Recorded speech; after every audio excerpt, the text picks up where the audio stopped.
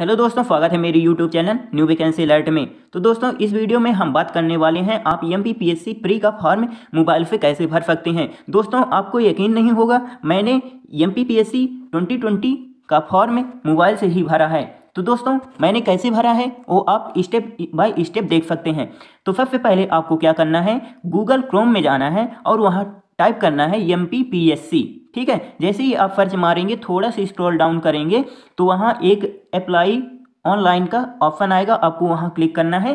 फिर आप सीधे इस वाली वेबसाइट में पहुँच जाएंगे। ओके दोस्तों, तो आपको करना क्या है, तो कुछ इस प्रकार की वेबसाइट खुल जाएगी। ठीक है, अब आपको करना क्या है, देखिए यहाँ पास एप्लीकेशन फॉर्म जो है 11 जनवरी से स्टार्ट हो गए हैं और इसकी जो लास्ट डेट है 10 फरवरी है। ठीक है, तो आपको सिंपल सा करना क्या है, एक्शन पे क्लिक कर देना है। जैसे ही आप एक्शन पे क्लिक करेंगे दोस्तों, तो कुछ इस प्रकार का इंटरफेस खुलेगा। ठीक है, तो आपको यहाँ पास मैं सत्यापित करता हूँ में क्लिक कर देना है। ठीक है, जैसे ही सत्यापित करेंगे फिर आपको नीचे चले जाना है, फिर आई एक्सेप्ट पे क्लिक कर देना है। ओके दोस्तों, और यदि आपको कुछ डाउट होता है तो आप कमेंट करके मुझसे पूछ सकते हैं। ठीक है, अब देखिए यहाँ पास आपके पास पहले पूछेगा कि आप यहाँ पास जो परीक्षा का नाम है वो क्या चूज करना चाहते हैं। तो देखिए, यदि आप फॉरेस्ट सर्विस का भी प्री देना चाहते हैं और स्टेट सर्विस का भी प्री देना चाहते हैं तो आप इसमें क्लिक कर दीजिए। यदि आप फॉरेस्ट सर्विस का प्री देना चाहते हैं तो इसमें क्लिक कर दीजिए। स्टेट सर्विस प्री का एग्जाम 2020 देना चाहते हैं तो आप इसमें क्लिक कर दीजिए। ठीक है, तो चलिए मैं इन तीनों में से किसी एक को चूज किए लेता हूँ। ठीक है, तो मैंने स्टेट सर्विस चूज कर लिया। ठीक है, फिर आपको करना क्या है, अपना यहाँ नाम भर देना है। आवेदक का प्रथम नाम भर देना है कैपिटल अक्षर में। ठीक है, सभी कैपिटल होना चाहिए दोस्तों। ठीक है, और यदि आपका कोई मध्य नाम है, जैसे कुमार हो गया, प्रसाद हो गया, अगर आपका कोई मध्य नाम है तो यहाँ लिख दीजिएगा, वो भी कैपिटल में। ठीक है, अब आपको करना क्या है, आपको यहाँ पास सर नेम लिखना है। क्या लिखना है दोस्तों, सर नेम लिखना है।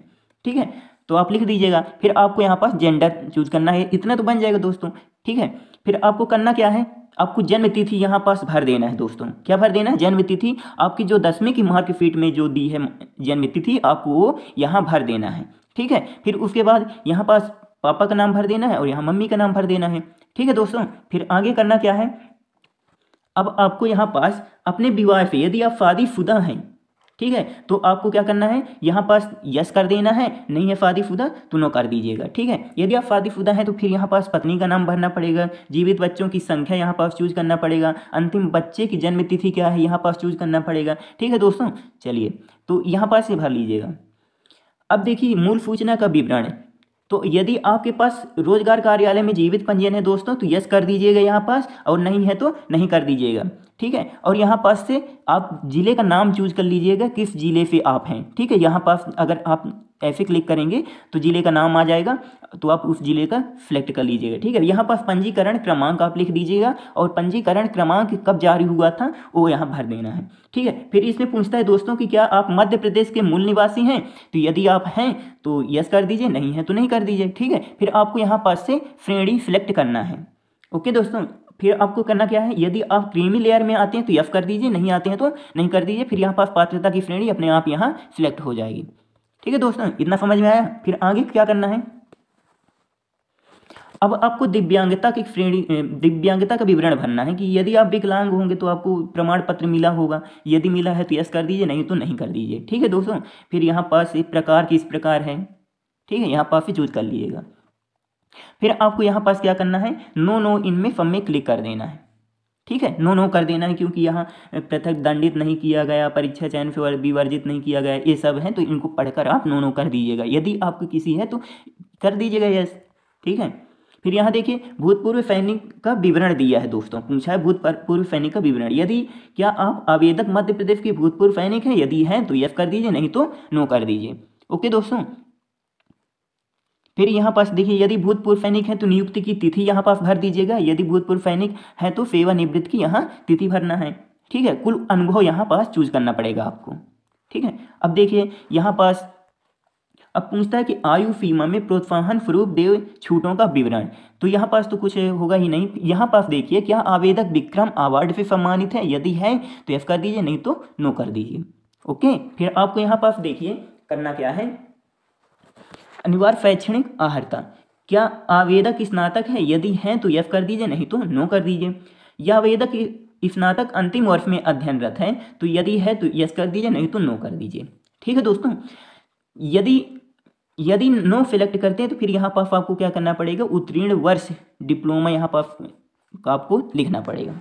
ठीक है, फिर यहाँ पर शैक्षणिक विवरण आ जाता है। तो शैक्षणिक विवरण में देखिए दोस्तों, करना क्या है आपको, यहाँ पास 10th लिख देना है।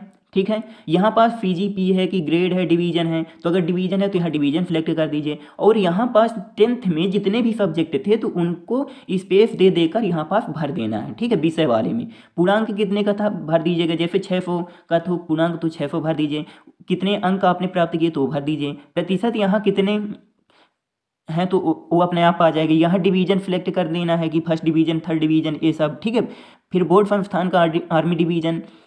ठीक है, बोर्ड संस्थान का अपने नाम लिख देना है, किस साल आप 10वीं पास किए, रोल नंबर कितना था, ये सब भर दीजिएगा। इसी तरह सेम टू सेम आपको यहाँ पास इंटरमीडिएट, यहाँ पास 12th का भी कर देना है। ठीक है, यहाँ पास बिल्कुल सेम टू सेम चूज कर लेना है। ठीक है, फिर यहाँ पास भर देना है स्नातक वाले में आपको भर देना है कि आपने स्नातक क्या किया है, फिर यहाँ पास ग्रेड, डिवीजन, फिर ना स्नातक ये क्या है।